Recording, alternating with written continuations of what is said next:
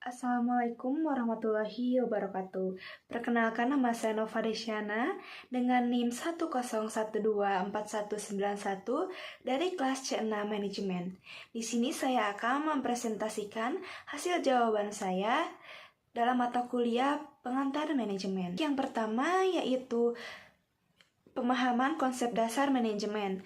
Manajemen adalah proses yang melibatkan perencanaan, pengorganisasian, pengarahan, dan pengendalian sumber daya untuk mencapai tujuan organisasi. Salah satu dari 4 fungsi manajemen tersebut yaitu ada pengarahan. Fungsi pengarahan ini bertujuan untuk memastikan bahwa kelompok atau individu di suatu perusahaan bekerja sesuai dengan tujuan yang telah ditetapkan. Salah satu contoh dari fungsi manajemen yang satu ini yaitu ketika suatu pabrik melakukan briefing sebelum dilaksanakannya suatu pekerjaan.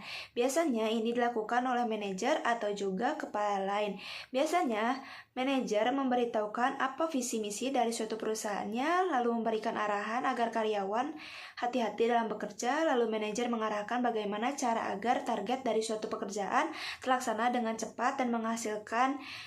Biasanya karyawan harus fokus dalam bekerja, mengurangi mengobrol dengan rekan kerjanya. Lalu manajer atau supervisor mengarahkan agar karyawan mengecek suatu produk agar tidak ada yang rusak atau apapun itu karena agar tidak adanya komplain yang terjadi. Yang kedua yaitu perencanaan dalam organisasi. Di sini saya mengambil SWOT dari Dimsum Mentai Delight. Mentai Delight adalah menyiratkan kebahagiaan dan kenikmatan dari dimsum dengan saus mentai. Pertama yaitu strength atau kekuatan. Strength di sini yaitu rasanya unik, bahan baku yang berkualitas, popularitas dimsum yang terus meningkat di kalangan anak muda. Yang kedua yaitu weakness atau kelemahan. Nah, kelemahan di sini yaitu modal yang terbatas, persaingan ketat atau populer, dan yang terakhir yaitu harga relatif mahal. Yang selanjutnya yaitu yang ketiga opportunities atau peluang. Peluang di sini yaitu peluang untuk memperluas varian produk, potensi pasar online melalui media sosial. Yang ketiga yaitu berpotensi dipesan untuk acara besar. Dan yang keempat atau yang terakhir yaitu threats atau ancaman. Ancaman di sini yaitu harga bahan baku yang tidak tetap dan juga perubahan tren makanan yang cepat. Lalu, soal yang ketiga yaitu pengorganisasian dalam organisasi. Struktur organisasi yang digunakan oleh PT Perusahaan Industri Seres adalah matriks. Karyawan dibagi berdasarkan tugas-tugasnya. Ada direktur utama, internal audit, direktur pemasaran, direktur operasi dan teknik, dan direktur ADM keuangan. Struktur matriks ini efektif untuk perusahaan besar seperti PT Perusahaan Industri Seres ini agar bisa berjalan dengan lancar, lebih terstruktur karena sudah memiliki job desk-nya masing-masing. Lalu, soal yang keempat yaitu teori dan gaya kepemimpinan. Sesuai dengan pengalaman saya yang berjejak di fotokopi, gaya kepemimpinan yang saya ambil itu gaya kepemimpinan laissez-faire, di mana pimpinan saya yaitu pemilik fotokopi ini yang bernama Ibu Eliza membebaskan saya dalam bekerja. Lalu tanggung jawab fotokopi ini juga diberikan kepada saya. Jadi, Ibu Eliza menitipkan fotokopinya dengan hanya memberitahu harganya dan ditugaskan saya untuk memberikan laporan keuangannya saja. Terkadang apabila ada masalah seperti stok habis dan semacamnya, Bu Eliza kurang responsif sehingga apabila ada konsumen yang menanyakan barang tersebut, saya hanya bisa bilang habis. Karena dibebaskan ini, saya merasa terkadang kurang disiplin karena tidak dipantau juga dalam bekerjaannya. Lalu soal yang kelima yaitu pengendalian dalam organisasi.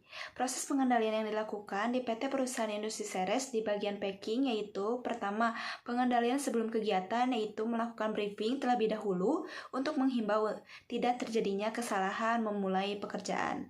Lalu pengendalian selama proses biasanya supervisor mengabsen lagi dengan cara manual melalui tanda tangan karyawan karena biasanya saat awal absen melalui mesin absen kartu tidak terdeteksi.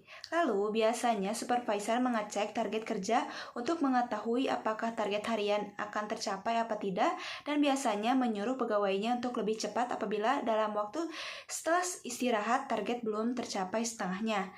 Apabila selama 1 minggu target ada yang kurang, biasanya pada saat hari Sabtu akan ditambah jam kerja yang biasanya 5 jam menjadi 8 jam, jadi 3 jam itu termasuk lembur.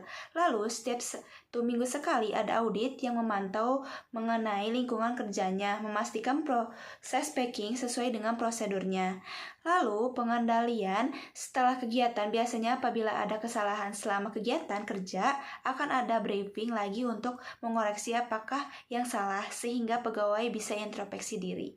Soal yang keenam yaitu pengaruh lingkungan eksternal. Perusahaan yang saya ambil di sini yaitu PT Perusahaan Industri Ceres. Dalam faktor ekonominya, yang pertama yaitu dampak mencakup dampak bahan baku, terutama kakao yang dapat mempengaruhi biaya produksi. Lalu yang kedua itu strategi premiumisasi. Mengurangi SKU yang kurang menguntungkan dan fokus pada merek premium seperti Silver Queen. Selain itu, perusahaan memanfaatkan saluran distribusi yang kuat di pasar modern dan tradisional untuk meningkatkan aksesibilitas produk, menjaga pangsa pasar yang signifikan di Indonesia. Lalu yang kedua yaitu faktor sosial dan teknologi. Dampaknya itu dalam faktor sosial mencakup meningkatnya kesadaran konsumen terhadap kesehatan dan kualitas produk. Dalam faktor teknologi, banyaknya pesaing yang viral melalui media sosial. Lalu strateginya di sini juga premiumisasi dengan mengurangi produk yang kurang menguntungkan dan memperkenalkan varian baru yang lebih sesuai dengan selera konsumen muda. Dan faktor politiknya, dampaknya yaitu fluktuasi mengenai kebijakan perdagangan dan regulasi yang dapat mempengaruhi biaya produksi dan distribusi. Misalnya, kebijakan floor price untuk kakao oleh pemerintah Pantai Gading dan Ghana dapat menyebabkan volatilitas harga yang mempengaruhi margin keuntungan. Strateginya itu dengan cara hedging harga melalui kontrak forward untuk mengunci biaya bahan baku hingga 18 bulan ke depan, memberikan stabilitas terhadap fluktualisasi harga. Baik, yang selanjutnya itu soal nomor 7, yaitu pengelolaan sumber daya manusia. Nah, rencana pelatihan untuk karyawan baru di Departemen Produksi Dimsum Mentai Delight. Yang pertama itu jenis pelatihannya, pelatihan on the job. Karyawan belajar langsung di area produksi dengan bimbingan pemilik untuk memahami teknik pembuatan dimsum dan standar kualitas. Yang kedua itu pelatihan pengendalian kualitas, mengajarkan pentingnya kontrol kualitas dalam setiap tahap produksi untuk memastikan produksi akhir memenuhi standar. Lalu, yang kedua itu metode pelatihannya.